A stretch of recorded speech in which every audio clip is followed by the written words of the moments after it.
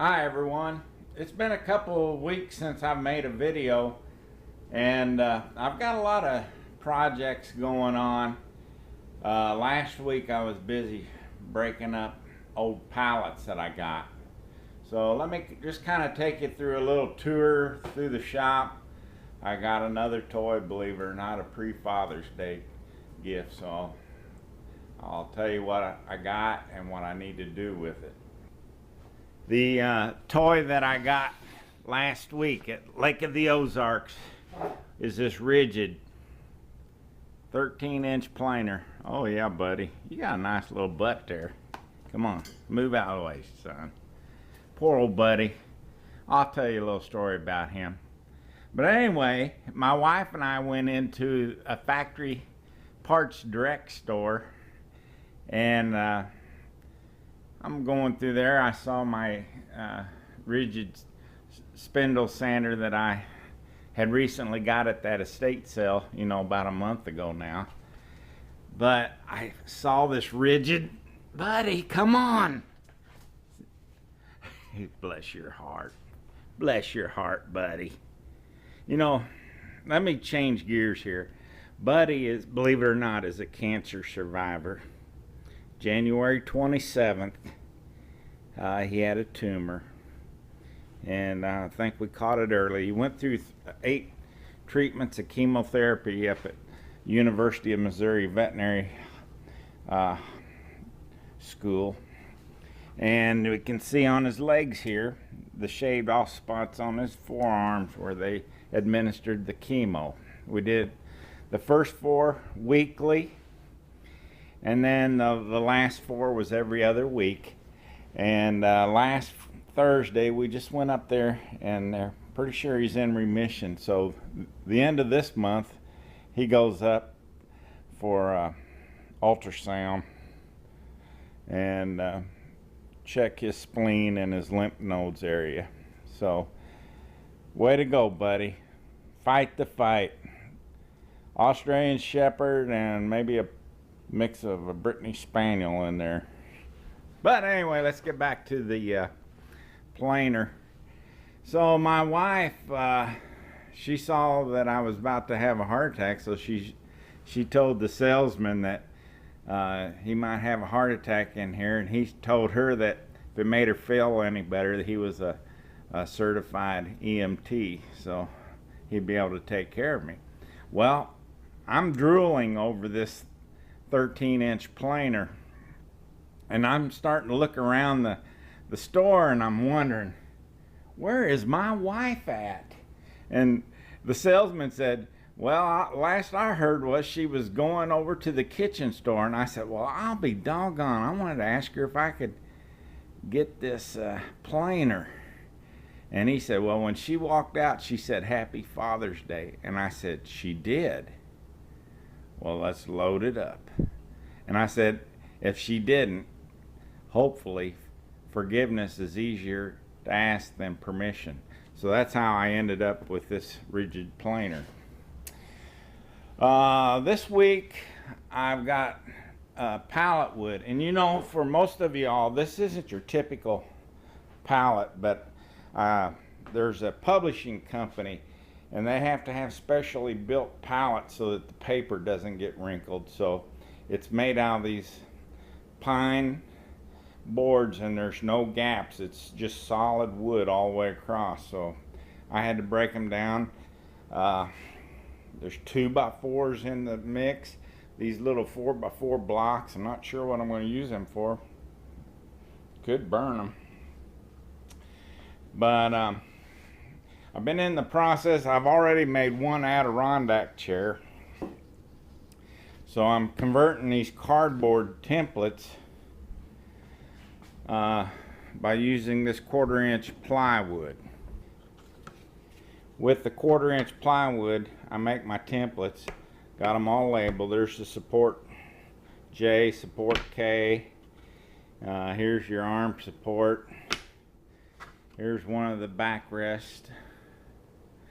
There's the center backrest. So that's what I've been doing, is making these, and as I make them, I went ahead and started cutting all the parts that I need. So here's one Adirondack chair, 2 and 3. So I'm making 3 more out of these pallet woods. And can you believe that they actually throw these things away? Look at the wood. It is pretty good. There's some that have knots in them.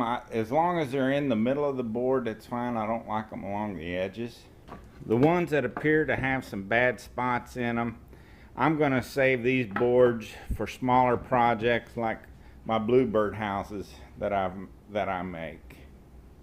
If you all look at some of my past videos on my 10-inch bandsaw, especially on the one maybe 2 videos ago where I was making the wooden knobs, if you notice, whenever I would start cutting on the 10-inch table saw, it would move back and forth. Well, my floor is not level because it slopes in all directions to the center drain.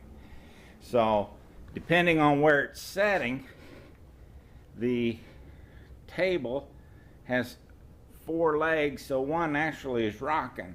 So I built a little adjuster on one leg so that I could put some tension on it so that it would stop the rocking, and it appears to be doing the job.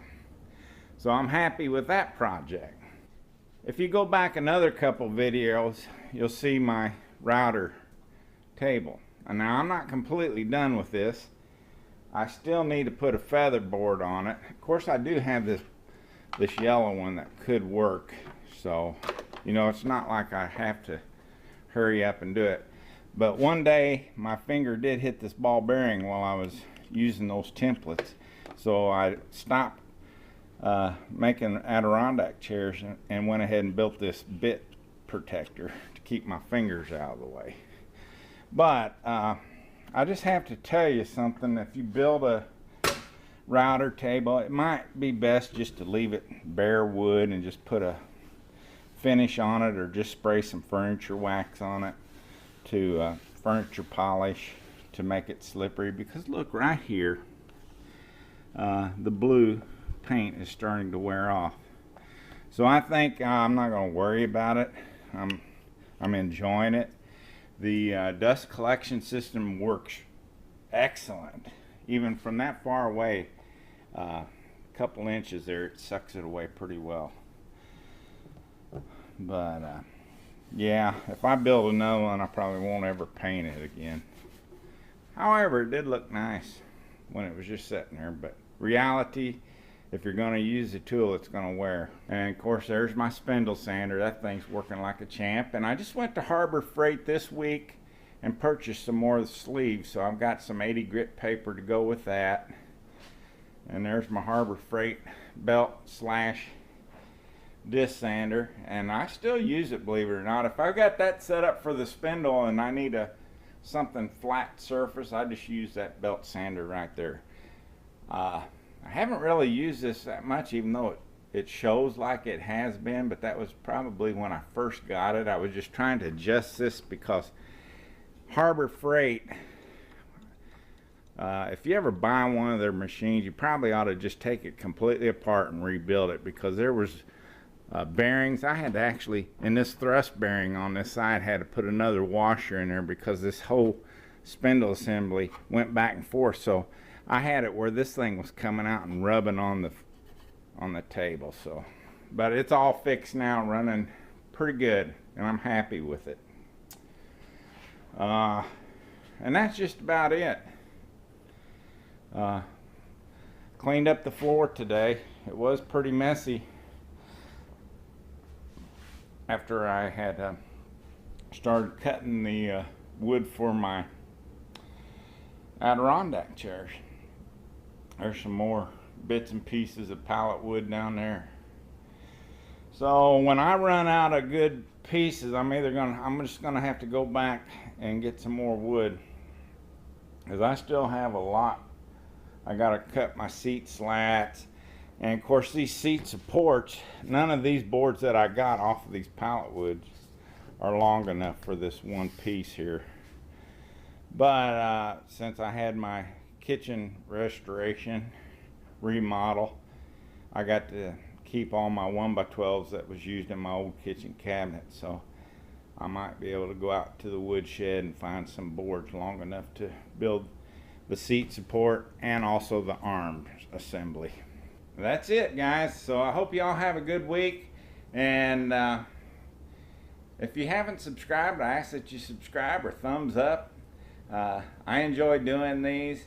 We've got a nice woodworking group over on Keek, so if you want to get connected with some woodworkers, especially like on Wednesday, we always hashtag Workbench Wednesday.